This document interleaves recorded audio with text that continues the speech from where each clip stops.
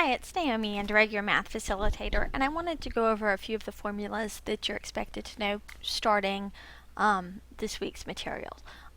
These are kind of pre-algebra formulas that you were probably exposed to in elementary school and middle school and high school. And they're formulas that come up on all sorts of tests like the SAT or the GRE or probably even the GED and things like that. So there are things you should know, but just in case you don't, I wanted to make sure I quickly reviewed the formulas you're expected to know going into this week, because the learning problem set does start out asking you to use formulas at the very beginning of the week. So first, area and perimeter of a rectangle. And really just what is area? Well, area is the number of little unit squares will fit into something. So if you have a big rectangle like this, you could count up all these little squares. I hope you can see my grid in the background there. But there's one square, there's another square, another. There are a bunch of squares here. But since my length across the bottom is 7, I expect to have 7 little squares going across there. And since the height is 4, I expect to have 4 little squares going up and down there. Now, thinking of it that way, I can find the area fairly easily just by saying, oh, well, I know it's going to be 7 plus another 7 plus another 7 plus another 7, 4 7s added together, which of course I can, rather than adding up 7s a bunch of times, I can just use multiplication. That's what it's good for, right? I have 4 7s added together, so I end up with 28 little squares in this rectangle. Now, of course, I could also look at the other way. I could say, well, here's a column of 4 and another column of 4, and I'll end up with 7 columns 4, so 7 times 4. Either way, 4 times 7, 7 times 4, I get the same area of 28, and it's going to be in units squared, or square units, because we're counting up little squares here. If this is in units. And this is also in units. Now, of course, the units might be centimeters, then it would be centimeters squared, or the units might be inches, then it would be inches squared, kilometers, kilometers squared. Sometimes, not in this class so much, but sometimes you might see where you have to change the units from yards to feet or feet to yards, something like that. Now to the formula. Well, what if the base wasn't 7 units? What if it were just B for base? And the height, instead of being 4, it can be just 8H for height. Well, then I would have the same formula, but I would need to change my 7 into a B and my 4 into an H, HB. I kind of prefer to multiply it the other way. B times H you see more commonly. And that's your formula. You can just multiply those two things together, and there's implied multiplication there. So sometimes you'll see it length times width, or length times height, or base times width, or something like that. It doesn't really matter so much what you call these different parts of the rectangle. You end up with the same idea. We'll multiply those two numbers together. It'll give you the number of little 1 by 1 squares that fit into that rectangle, and that is the area. Now, perimeter, and I'm just going to go ahead and talk all about perimeter of polygons here, not just rectangles. Perimeter means the distance around the outside. So in this case, I would have 4 plus 7 plus 4 plus 7. Or if you wanted to think of that as 2 4s, 2 times 4, and then 2 7s all added together, that would give you, let's see, 8 plus 14, 22 units in this particular case. But in general, you'd have, instead of 2 times 4, you'd have 2 times the height. And instead of 2 times 7, you'd have 2 times the base. And this is a formula for the perimeter of a rectangle, keeping in mind, of course, that perimeter is the distance around. It's kind of in the name. Meter, distance, peri means around, so it's the distance around something. If it were three sides like a triangle, then you could just add up those 3 sides to get the perimeter. If it were 7 sides, then you just add up those 7 sides to get the perimeter. In general, that's what perimeter means.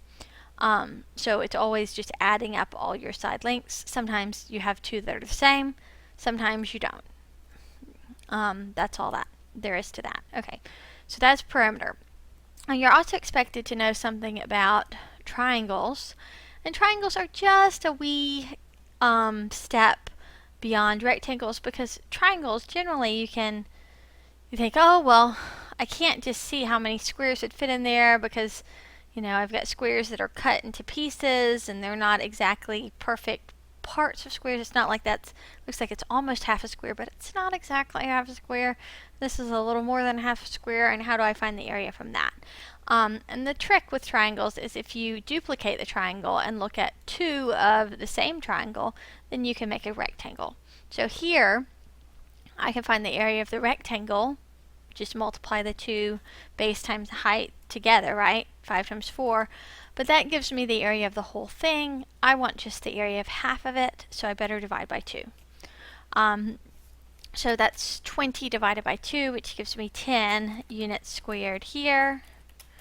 In general, if it's a base of b and a height of h, I'll just do base times height, and I'll divide that by 2. Sometimes you'll see, instead of divided by 2, 1/2 of. Well, taking 1/2 of something is the same as dividing it by 2. So that's the formula for a triangle. Now some people say, hold on, Miss Anderegg.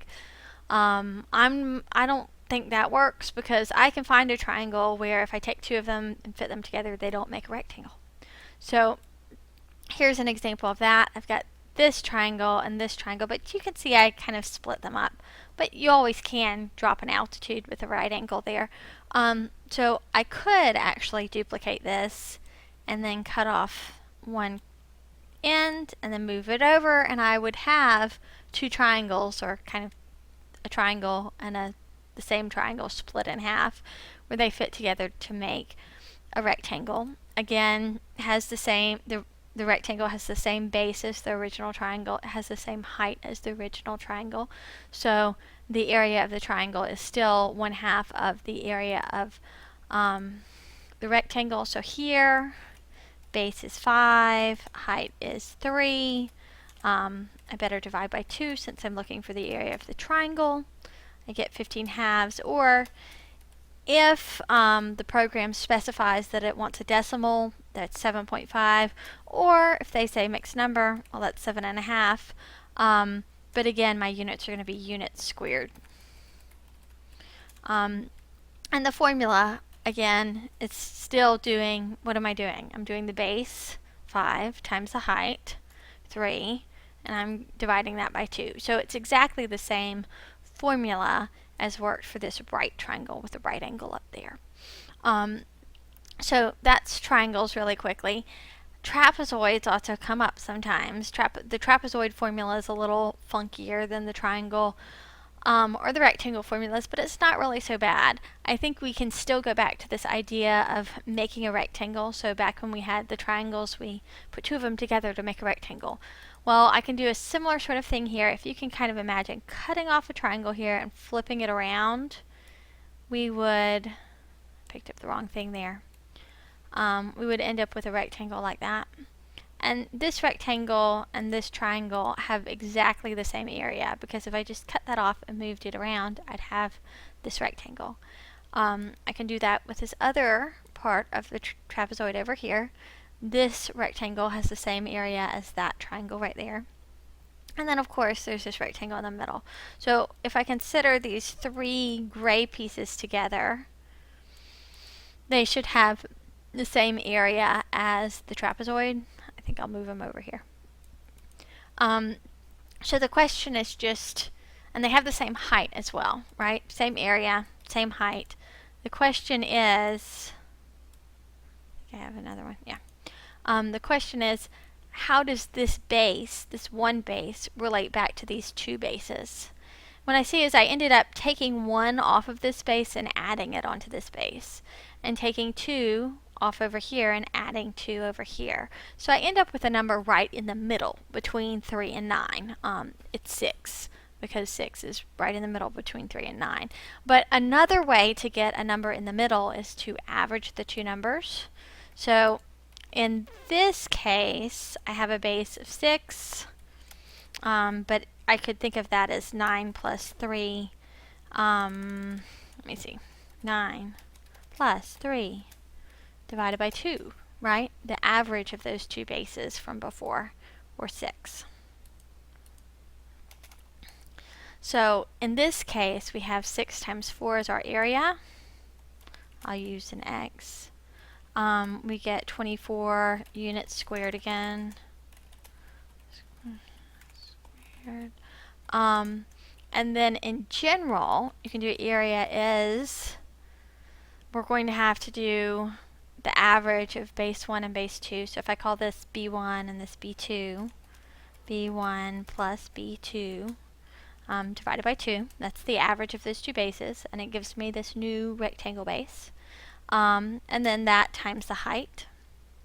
Sometimes you'll see the formula written where instead of doing B1 plus B2 divided by 2 times the height, you actually have it times the height divided by 2, but because of order of operations and division being equivalent to multiplication, if I do times height divided by 2, that's exactly the same thing as doing divided by 2 times height. So whether you think of it this way, or if it's easier for you to think of it this other way as this new base times height, just like the rectangle, either one's fine.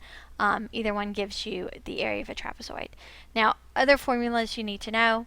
I guess I will just, let's see, put some down here. For triangles, the 3 angles always add up to 180 degrees. It's a triangle angle formula. Just in general, that's what happens. They might be called ABC, alpha, beta, gamma, just whatever. But in general, they always add up to 180. That's something you're expected to know. For circles, you're expected to know that the diameter, the distance across, is always twice the radius, which is half the distance across. You're also expected to know the circumference of the circle is